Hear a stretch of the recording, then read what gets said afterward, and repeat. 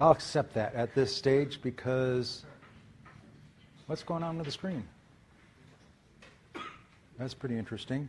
Welcome to Marketing 431.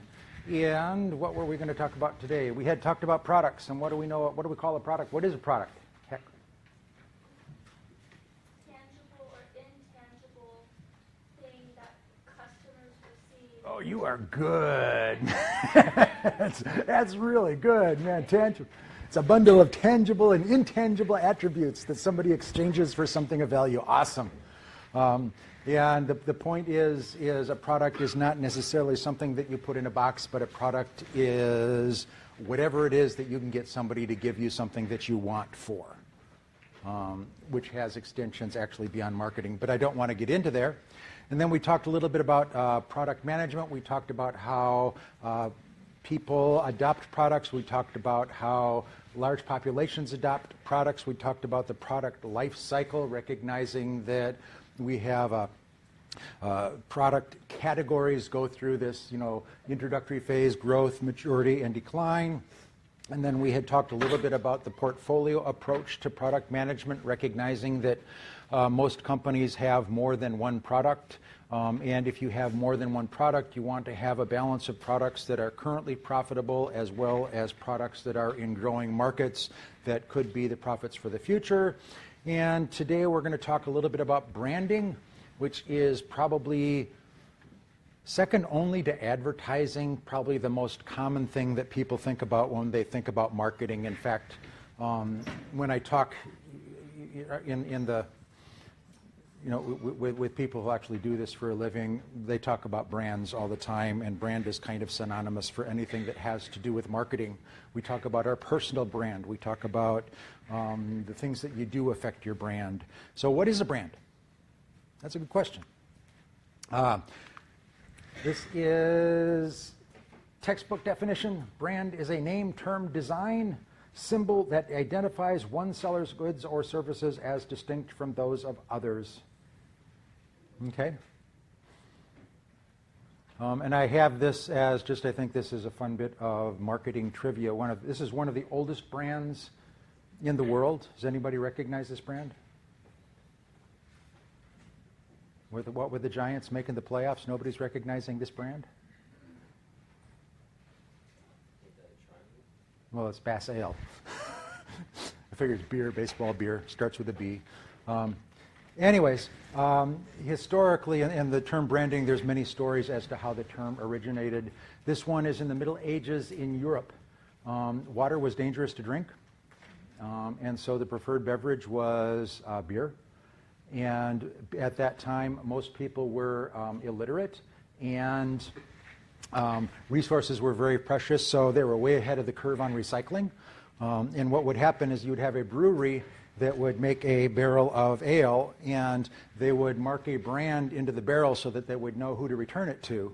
And then people would go to the tavern, and they'd say, could you give me some from that barrel that has that brand on it? And that's how we kind of call it branding. Very cool. But really, from a marketing perspective, and I think this is far more useful. Not yet, we're getting useful.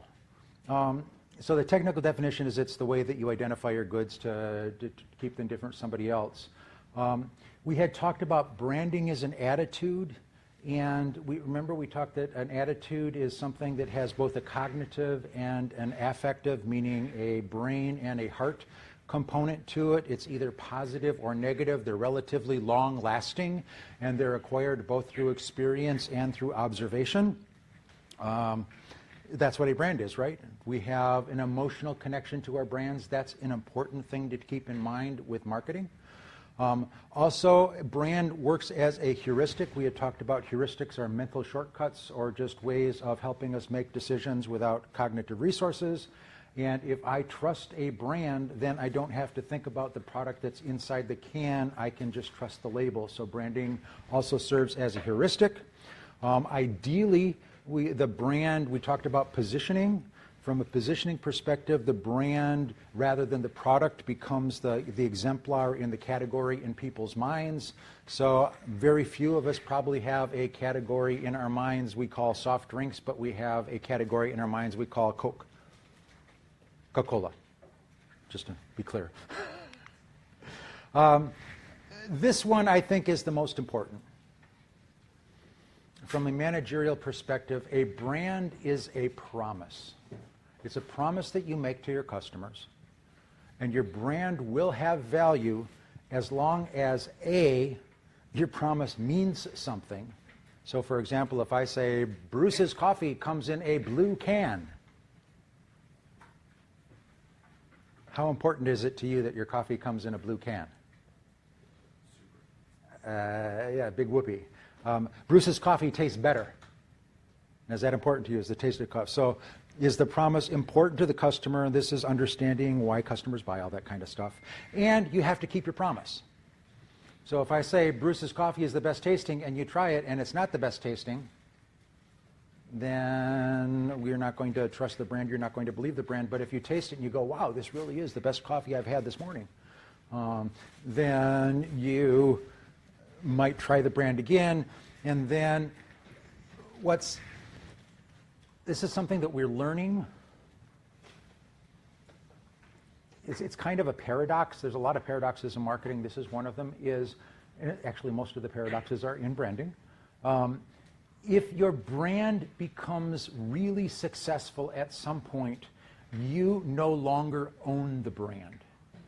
Because who was it? It's kind of like, a movie star. Who made the movie star famous? The fans, right? The people buying the tickets.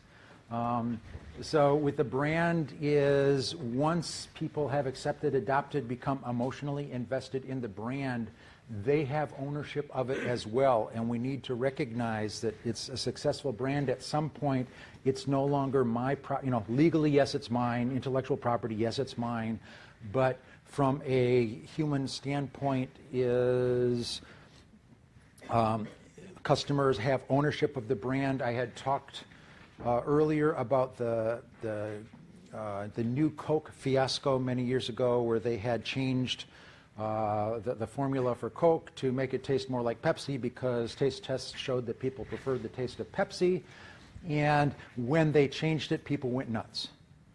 And at that time, that was kind of handled as a disaster management scenario. Oh my goodness, we must have done something wrong. Understanding that brands are co-owned, that makes a complete difference. Is I made a major change to a brand without consulting my co-owners, without consulting the customers who are engaged with the brand. So brand is a promise, keep your promise, and then recognize if you get really successful with the brand, it's no longer yours alone. You have to share it with the people who are in love, literally in love with your product. In addition, this is why it's so important, a brand is a financial asset. It's a barrier to entry. If I want to enter the soft drink industry with a cola product, for me to even get any notice in the marketplace, I have to counteract Coca-Cola that's been doing lots of advertising for more than 100 years. That's an expensive hurdle for me to come across. I've forgotten the exact statistics, but the last time I looked, just what's it cost to establish a brand? To establish a national brand is a multi-million-dollar proposition. A local brand, possibly several $100,000. But for me to create a brand, to do the awareness, spending a lot of money, and once I've spent that lot of money, I've got all that stuff working in my favor. It's a heuristic. People want to love the brand, they engage with the brand, and they know that they can trust what I'm going to do to them, which leads us to this concept of brand equity. And brand equity is just simply the value of a brand. We had talked about one of Michael Porter's famous theories, where there's two basic strategies. You can be a low-cost producer or you can differentiate. And branding obviously is differentiation because you're creating a persona or an image around the brand. And in order for that to be successful, customers have to be willing to pay you the cost of the brand as well as a little bit of profit on top of it. So that's kind of where brand equity comes from, is from customer loyalty and from the ability to charge a premium price for your product. Just to give you an idea of what we're talking about when we talk about brand equity, there's a company called Interbrand that does rankings of all kinds of brands. This is the ranking of global brands of publicly traded companies. And they estimated the brand equity, or the value of the brand alone. And in this methodology, what they do is they take the market value of the company based on stock price and subtract from that the book value of all of the assets of the company.